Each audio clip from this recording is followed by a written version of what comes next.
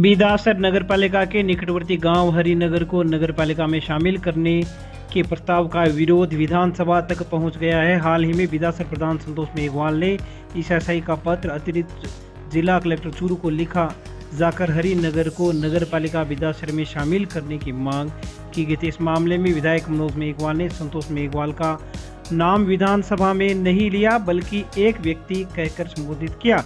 दूसरी ओर विधायक मनोज मेघवाल ने भरी विधानसभा में आरोप लगाते हुए कहा कि शाम को 6:15 बजे ऑफिस टाइम खत्म होने के बाद बिदासर एसडीएम को निर्देश मिलते हैं और उसी दिन तथ्यों की जांच का आदेश होता है। लेकिन हैरान करने वाली बात यह है कि उसी दिन तहसीलदार का पद रिक्त होता है और नगरपालिका का ईओ छुट्टी पर होने के बावजूद भी चतुर्थ श्रेणी कर्मचारी अर्थात चौकी द्वारा रात को ईओ की मोहर लगाकर अनुशंसा भेजी जाती है, जिससे साफ जाहिर है कि कर्मचारियों पर किस तरह का दबाव बनाया जाता होगा और गैर कानूनी तरीके से काम करवाने के लिए भी बाध्य किए जाने की संभावनाएं नजर आने लगती है, जबकि नगर पालिका बिदासर खुद इसका विरोध कर रही है। दूसरी ओर अगर अतिरिक्त जिला कलेक्टर का आदेश पढ़ें तो इससे साफ जाहिर होता है कि 28 फरवरी को उन्हें संतोष मेघवाल का पत्र मिला। 28 फरवरी को उन्होंने उपखंड अधिकारी बिदासर को आदेश दिया और 28 फरवरी को ही वापस अभिशंसा अर्थात जवाब के रूप में अभिशंसा मांगी गई। मतलब यह समझने के लिए पर्याप्त है कि अधिकारी आम जनता की समस्याओं के समाधान के प्रति इतने गंभीर क्यों नहीं होते जितना नेताओं के दबाव में सक्रिय होते हैं। एक ही दिन में सब कुछ करने के आदेश अगर जनता की समस्याओं के समाधान को लेकर दिए जाते हैं तो जनता को कितनी बड़ी राहतें जन समस्या को लेकर पहुंचाई जा सकती है। आप भी देखिए सुजानगढ़ विधायक मनोज मेघवाल ने विधानसभा में किस किस प्रकार के गंभीर आरोप लगाए।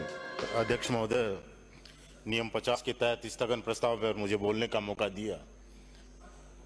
मेरे विधानसभा क्षेत्र में एक हाल ही में नया गांव बना था हरिनगर के नाम से, जो बिदासर कस्बे के पास में है। अभी 28 तारीख को वहां इस नाम के व्यक्ति द्वारा जिला कलेक्टर को एक लेटर लिखा जाता है और जिसमें कहा जाता है कि हरिनगर को बिदासर नगरपालिका क्षेत्र में शामिल किया जाए। और उसी दिन शाम को 6:17 पे अतिरिक्त जिला कलेक्टर द्वारा एसडीएम बिदासर को निर्देश दिया जाता है कि आप तथ्यों की जांच कर ईओ से तथ्यों को प्राप्त कर अपनी अभिशंसा भिजवाएं। उसी दिन एसडीएम द्वारा तहसीलदार और ईओ से जांच कर भिजवा दी जाती है, जबकि 6:17 पर उनको लेटर मिलता है। तहसीलदार का पद बिदासर में रिक्त है, नायब तहसीलदार को चार्ज नहीं है, दूसरे उपखंड के तहसीलदार को वहां चार्ज है। और मजे की बात यह है कि नगरपालिका जो खुद बीजेपी की है, जो बीजेपी का बोर्ड है, वो उसको विरोध कर देता है कि ये अनुशंसा नहीं जानी चाहिए। ईओ नगरपालिका बिदासर वहां से छुट्टी पे रहता है, वो अनुशंसा नहीं करता और कोई कार्मिक अनुशंसा नहीं करता। तो रात को एक चतुर्थ श्रेणी कर्मचारी जो चौकीदारी करता है राजू सिंह, उसके द्वारा वो अनुशंसा भिजवाई जाती है ईओ की मोहर लगाकर और उसी दिन एसडीएम कलेक्टर को वो रिपोर्ट भेजता है, जबकि पूरा गांव विरोध कर रहा है। एससी का ये गांव है, 751 इसकी जनसंख्या बताई गई है, जबकि जनगणना के बाद में ये गठित हुआ गांव है और जिसमें 495 एससी के व्यक्ति हैं जिनका जबरदस्त विरोध है।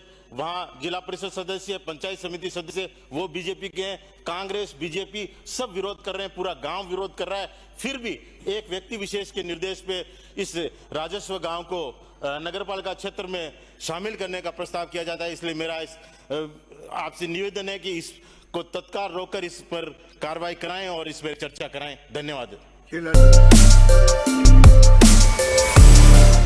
सुजानगढ़ के निकटवर्ती गांव बोबासर भोम स्थित बहादुर सिंह के खेत में कुंड का निर्माण करने के दौरान हादसा हुआ है। अचानक मिट्टी ढहने से हादसा हुआ और 3 लोग अंदर दब गए, जबकि 2 मजदूर बीच में रह गए। पहले 2 लोगों को बाहर निकाला गया, इसके बाद करीब 15-20 मिनट में ही मिट्टी के अंदर दबे 3 लोगों को सुरक्षित बाहर निकाल लिया गया।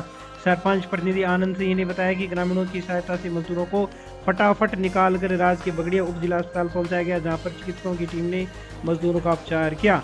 सभी मजदूरों की हालत खतरे से बाहर है। सूचना मिलने पर सदर पुलिस थाने के हेड कांस्टेबल महेंद्र सिंह अस्पताल पहुंचे, तहसीलदार राजू देवी भी अस्पताल पहुंचे और घायलों से कुशल क्षेम पता की। घायलों में खेमाराम प्रजापत, मुकेश स्वामी, पवन सिंह, रेवत सिंह, वीरेंद्र सिंह, के नाम शामिल है। सभी की हालत खतरे से बाहर है। बोबासर भूम के अंदर एक निजी कुंड हो रही थी, उसके अंदर 5 लोग दब गए थे, जो कि पांचों अभी तक सुरक्षित है, कोई दिक्कत नहीं। गांव वालों की मदद से हमने निकाल लिया है और जो भी वर्तमान में हम यहाँ आगे चिकित्सा में आ गए और एकदम से अभी तक ठीक है, कोई दिक्कत नहीं है।